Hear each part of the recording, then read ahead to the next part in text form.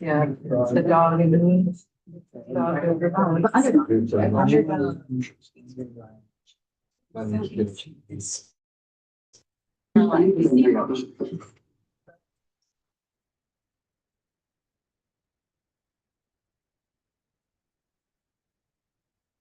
Here.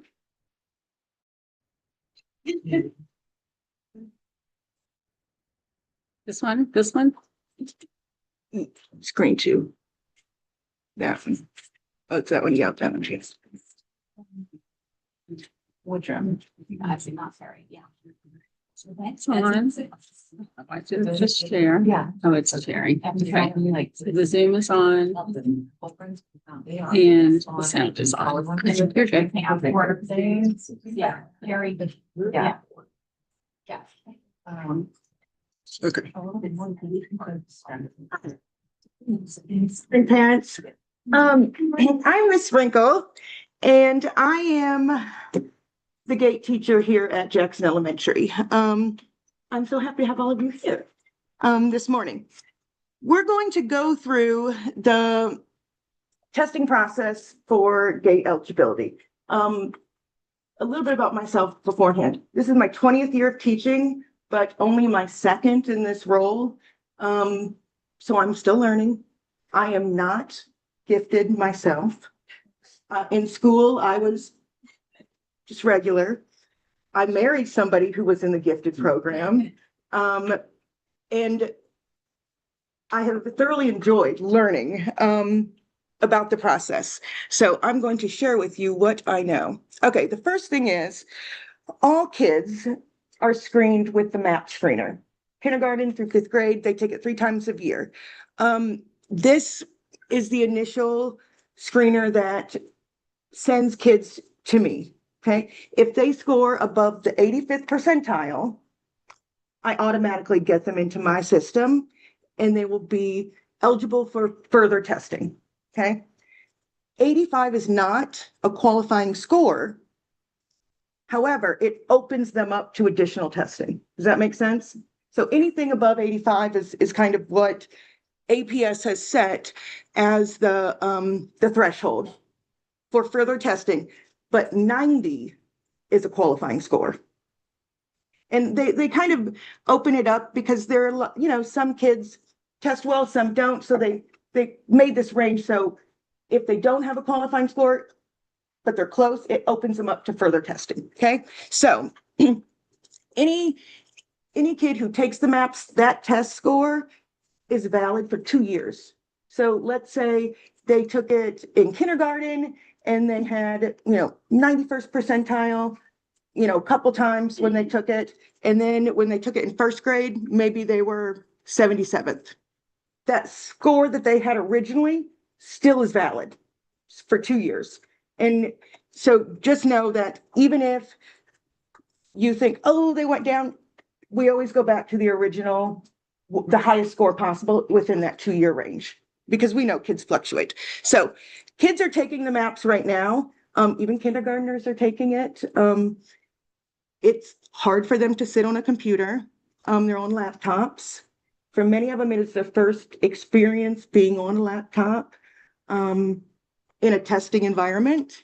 So keep that in mind. Okay, my own kindergartner has shut the computer several times this week during the testing process, just because it's a lot for them, but they get better every time they do it. Okay, just logging into the computers is a Herculean task some days with the numbers, but they're testing. Those scores will, I think parents will send them home in the next couple weeks.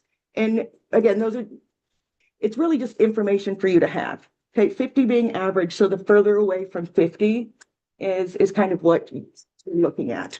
But so we take them in August, December, and at the end of the year, and you'll see from your child's scores if they're anywhere, if 85 or higher, they'll automatically come flag to me for additional testing. Okay, so that's the first one. With that, now I want you to say, APS has sent a video, it's 30 minutes long. I'm just going to hyperlink it and not have you watch it. You can watch it later if you'd like. That's what you can watch. I'm just going to sum it up for you. So once they are flagged in the system after the MAPS test, then they become eligible for more testing. And for gifted eligibility, there's 4 things that we're looking at. Achievement, which is MAPS test, okay? Then mental abilities, and I'm going to talk to you about that, creativity and motivation. There's a couple different paths one could get for the gifted eligibility, and for every kid, it's kind of different, you know? So keep in mind as I'm going through this process, I'm going to have my email at the end. If you want to have a meeting, the 2 of us, and we can talk about your individual child, I'll be happy to do it. Just because every kid's different and their paths are different. Okay. So the achievement I told you is the MAPS. 85 will get you screened further, but a 90th will be a qualifying score. And it is a nationally normed test, so you can kind of take that information and think kids nationally, 50 being average. The further away from 50 is what we're looking for. Okay, mental abilities. All right, mental abilities test. We have the COGAT and we have the NAGLARY. Okay, the COGAT test is over 3 days, and there's 3 sections to a COGAT test. And it will assess verbal, quantitative, and nonverbal. Verbal is the language, okay? It's analogies, looking at words, which belongs, which doesn't belong. Quantitative is math. It's not computation, it's more patterns, paper folding, trying to think of, it's more number sense. And then nonverbal, that's the paper folding, and they're really just looking at pictures and determining with no directions what to do. Okay, so the COGAT is the first test that we would assess kids on. Once after the MAPS, then I test them with the COGAT. Again, it's over 3 days, and each little part, like the verbal section, I would do in 1 day, and it's 3 10-minute tests. Okay, and the kids, I should say I tested kindergartners last year doing this, and I've learned from it that I have to prep them better. Many of them thought that they were being punished because they were, being asked to take additional tests. And I'd like to go back to my teacher. And I'm like, I just need you here, so it was a learning experience for me too. But so it lasts over 3 days, and it's 3 10-minute sessions.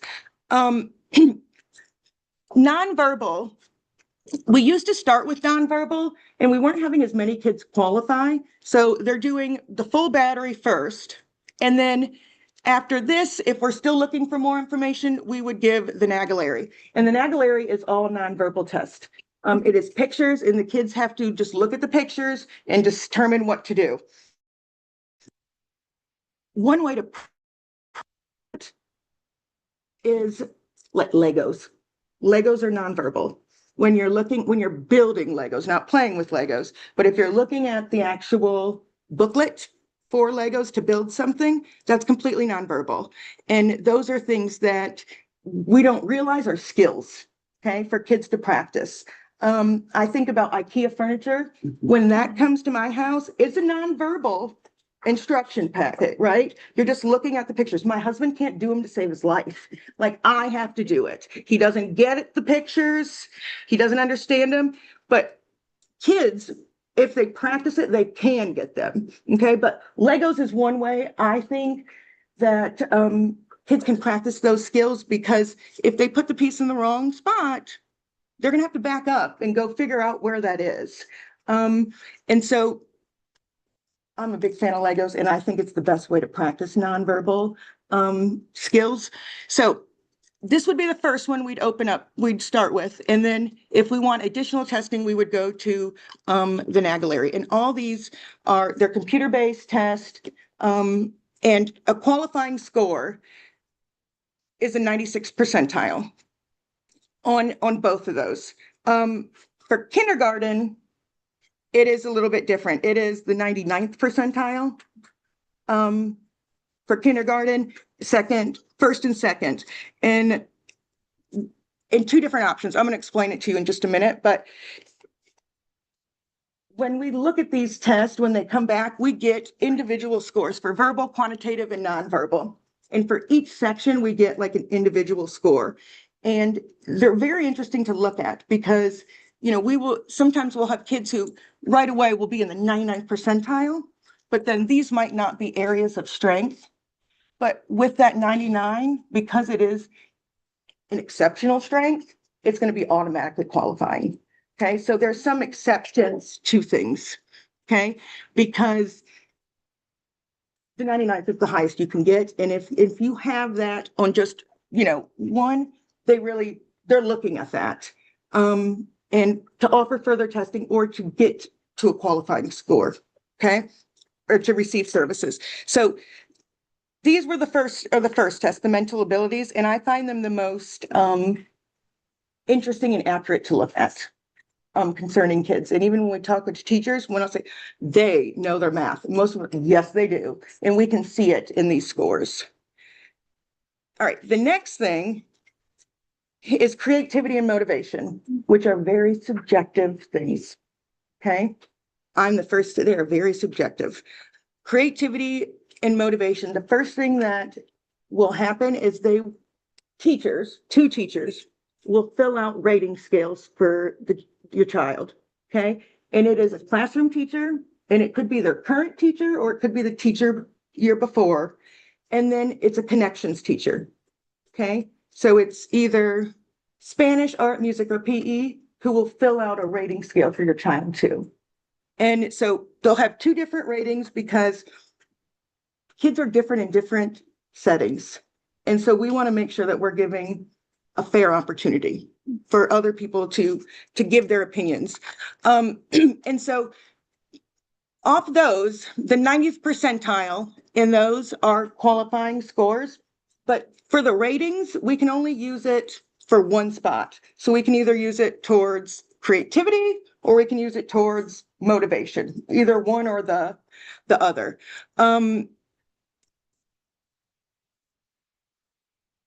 I think from what I've gathered, because motivation can be so subjective, that it is a hard one to accept sometimes. Does that make sense? But it's two people and they kind of average them together, and that's how the score is done. It's all computer based. The motivation, the motivation score usually comes from this evaluation. The creativity score usually comes from test of creative thinking.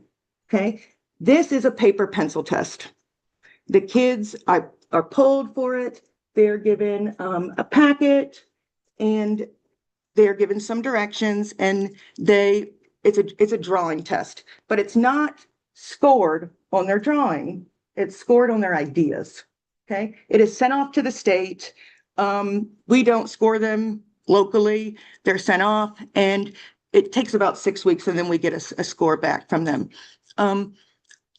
I find the Torrance to be one of the most interesting tests to give, because it really unlocks kids' creativity, because they're finishing things, they're putting their own ideas into it, and the more they do, the more opportunities they have for a higher score. Okay, and basically they get like a grid, and it's like 6 pictures, like starter pictures, and they have to complete it. And it might be a half circle, and the directions come up with an original idea. A lot of kids will make it right into a circle and label it. Will feel so good. Well, the people who score this, they have a list of things that if they make it into the specific thing, it's going to be 0 points. Okay, so a circle, 0. The baseball, 0. Sun, 0. Okay, so if they were to make it maybe into like the top of a snow cone, okay, that would get them points. If they were to maybe draw like it dripping, additional points. Okay, so the more they do, the more opportunities they have to kind of show their ideas. For the littles, it is often hard for them to, yes, can you add more? Nope, it's perfect as the baseball. Okay, okay. And we transcribe for them too. So if they want to, we offer to title anything, and if they say no, we take the no. But if they want us to transcribe anything, those are additional points, So like, and we tell them putting on a label, and there's adults in there, and we will transcribe whatever they say. But oftentimes they don't get, when they're little, it's like, can you do? Nope, I'm ready to go back to my room, And so those are things that if they have experience, adding more helps them. Okay, because I can just go by the script, but oftentimes I think they are one and done, and they've got to take advantage of some of the time available to them, for them. And I will tell you, last year I had a kid who took in an effort to go fast, he took all 6 boxes, put them together, and made a train station. It was the most incredible thing I had seen, because he was like, I ain't going to do all this. It was unbelievable. He was a 99th percentile. Okay.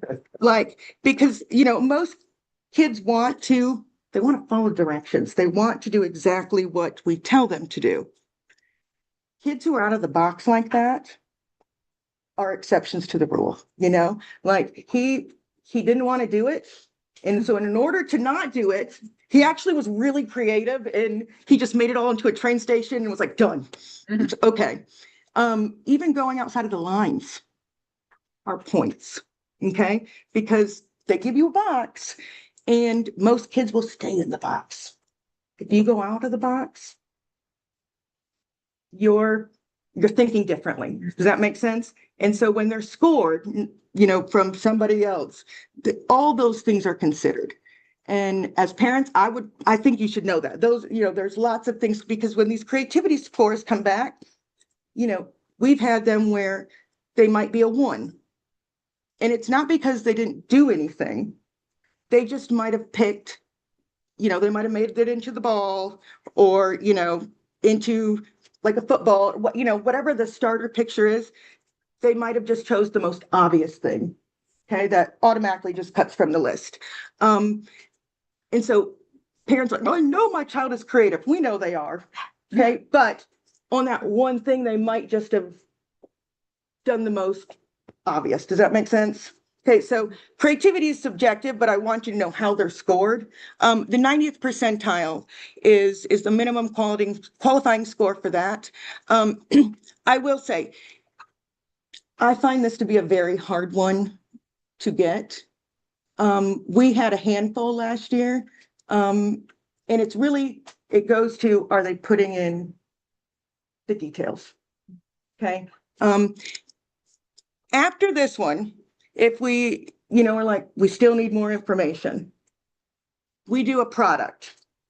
Okay. And the product is an open-ended question that is given not by me, it's given by one of the connections teachers. And it's an open-ended, creativity-based problem, and they are given a class period, and then we collect them, and then we score them based off that. So there is a product available too. So what I'm saying is there's lots of different options to try to get your child eligible. Okay. And these scores, like all of them, will last for 2 years. So they're like on a cycle. So if your child, qualifies in some and doesn't qualify, the scores you're still in the process and on the radar just know that it's just more, when did another assessment become available so that we can give it to them? Okay, some of these like certain tests like this, the COGAT and the NAGLARI, the county pays like licenses for them to test. And so because the scores itself are valid for 2 years, the county accepts them for 2 years. So the COGAT is not something that they can financially use the cost to continue like every year to give it again. So that's why it's done every 2 years. I just don't think it's like financially responsible to do it that way or to give it every year. So that is the creativity and motivation. There is also opportunities for creativity and motivation as far as if your child is in like a competition, okay? So like, let's say they did the tech fair and they got first place. That could be a qualifying thing to use, okay? And so there are different opportunities. So for example, if I think in the county office, that's not like, that's above me, they do the like product performance, I think is what it's called. They haven't sent me the information about that yet, but I know if there's certain things that if your child enters the competition and they are either the first, I think it's first or second, that would automatically count towards eligibility. Okay. And it has to be, it can't be like your local church competition. It has to be like a county competition. And even for like choir, if your child is in the honors chorus, we can count that. Okay. There are different things that we can count towards creativity and motivation. And once I should note, we've got a new head of gifted department this year. And so they've kind of changed some things around. So once I get that list from them, I will post it on Dojo. Some of it is more high school, but there are some things that are done locally, or it's not locally, elementary, that your kids could join. So those are the options. If you look at this eligibility report, there's 2 different paths, option A and option B. Okay. For option A, we're just taking mental ability and achievement. If you have the mental ability on the COGAT or the NAGLARI and it's in the 99th or the 96th and you have the qualifying MAP score, you're automatically qualified. Okay, having those mental innate abilities is automatically qualifying. Option B is a different path, and it is where you have 3 of the 4. Okay, so you can get 3 of the 4. Oops, sorry, let me go back to this one. 3 of the 4. So achievement, mental ability, creativity, motivation. If you get 3 of the 4, that's qualifying. However, you could just get, your child could get achievement and mental ability and qualify that way as well. So there's 2 different options. And I don't know if I had enough of these, I can make some more copies of this to kind of tell you the options available. Because I think this sums it up best, because it's not, you don't have to get all 4. You can either get mental ability and achievement, or you can get 3 of the 4 different paths for ability. And I'll give you this. All right, all testing, this is new, they've changed it, and apparently they change it often. All testing will now take place in January. Okay, last year we tested 1st through 5th at the beginning of the school year, and kindergarten at the second part. Now we are just doing all of it in the second part of the school year. And this gives them 2 MAP scores where they could qualify in August and in December. And then January is when testing would start. The older kids, they're usually excited to test. It is the younger ones who they feel like they're being punished, like they don't want to be on a laptop test, that they don't realize that it's because we want to find more information about them. And so when January comes around, I'll send out a reminder to parents to have a conversation that for them to show what they know, they're not being punished, and that once they're done, they'll go right back to their classrooms because that's what the littles want to do. Like, does Miss Lorette know I'm still here? I'm like, yes. Like, you'll come back. And they, I think that too kind of affects how they do on the test because they get in their head, and they're worried about things. May would be when parents would be informed, and then they would be scheduled for the following year. Okay, how can you help my child prepare? This is from APS, all right? Knowledge or skills needed are developed through all school and life experiences. These are not tests you can or should prepare for, as they are assessments of innate abilities or school instruction absorbed to date, okay? Do not overemphasize the importance of these tests or act in a way to add any test anxiety. Ensure your child gets a good night's sleep before testing and has a nutritious breakfast each morning before testing. I don't know if I agree with all that. Okay, I think you should tell your kid, do your best. And that's all we want, just do your best. It's not a punishment. It's so we can know how to teach you best. Okay. There are things you can practice. There are. I had a meeting with a woman last year whose child did not perform as well as she thought they should have. She told me she got a COGAT book off Amazon. And when I tested him, he was 99th percentile straight across the board. There's something to be said about exposing kids to something, to things. Okay. They don't know what they don't know. And if they're exposed to it, it gives them a leg up. It does. I will say, I think Legos helps with the nonverbal. You have to show them how to do it, to look at the picture and find the piece and, all the things, but it does help them. And so there are things available and for you to do with what you want, but I just want you to know that after having that parent conversation, it was kind of like, okay, like I didn't forget it. And we'll leave it at that.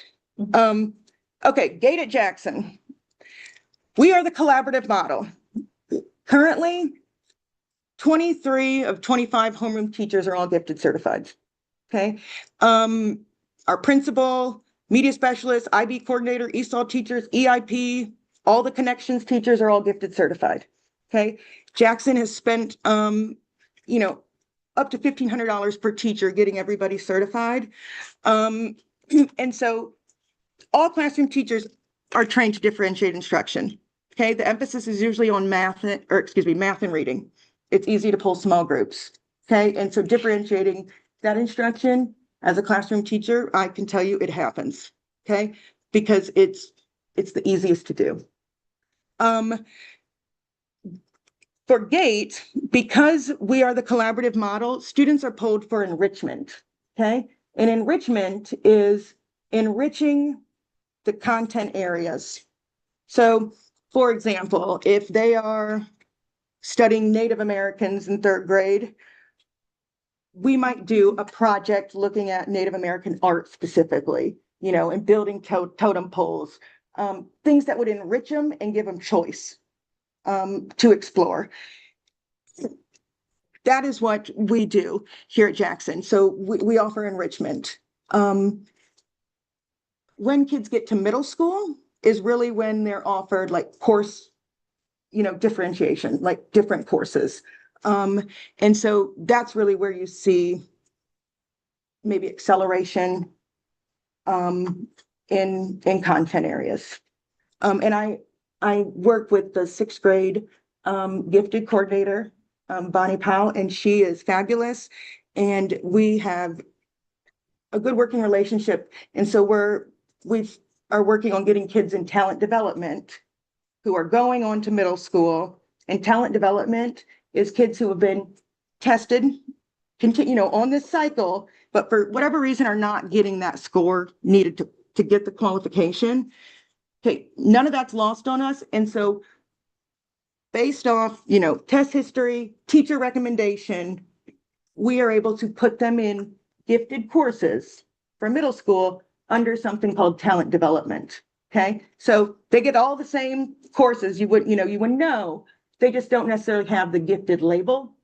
But all along the way, they're still getting opportunities to actually receive it. Does that make sense? So we aren't just looking at the numbers, we're looking at a whole child too, okay? Which I think is important. Okay. I'm going to post this on Dojo, but if you have questions, specific to your child, I am happy to meet with you. I have access to information that the classroom teachers don't have. Like they don't have or they can't access their previous test scores, as far as like COGATs or previous Nagalaris. That is all on a portal that I have access to. So I'm happy to sit down and go over, any test history with you, and talk about, where we're seeing strengths or where we're seeing areas that, they could improve on. The APS website has some great information on there, as well. Because I'm still like learning in this job, like, please know, like, all questions are welcomed. Like there's possibly, I don't know the answer, but I'll find it or find somebody who could help me get to it. Okay. So please know that I am happy to answer any clarifying questions, this morning, if anybody has any. Mhm. Because maps are happening now, like if you tested for gifted last year and you said it's on a 2-year cycle, but if you get a high score on your maps now, do you test again for gifted or you still wait for the 2-year? It depends on if they had all the, available tests. Okay. So it depends on when they were given, because some were given because they've changed how, the testing window on us a couple of times. So some have had them, first grade, and then they didn't have them. So it depends because they've changed the window multiple times. That's a county thing, not local school decisions. Yes. So the 2-year window, I understand for qualification, for qualifying for Mhm. additional testing. But then for those 4 categories that the student needs to pass in order to, Mhm. reach the 3 or 4 level. Yeah. Do those all have to happen in the same academic year, or can it be mixed between the 2 It years? can be mixed between the 2 years. It can be.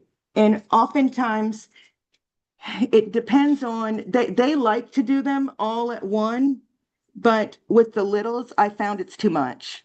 And so for some kids, I didn't give them certain things because I just knew they needed another year. So it really is case by case. APS would like us to do it all in one cycle because then it clears them after 2 years and then they get the full battery again. But I'm in your So thinking. you can take 2 categories from last year and another 1 or 2. Yep. Yep. Because how confident are you about testing in first grade? You know that my older were tested later, they're gifted, but then. But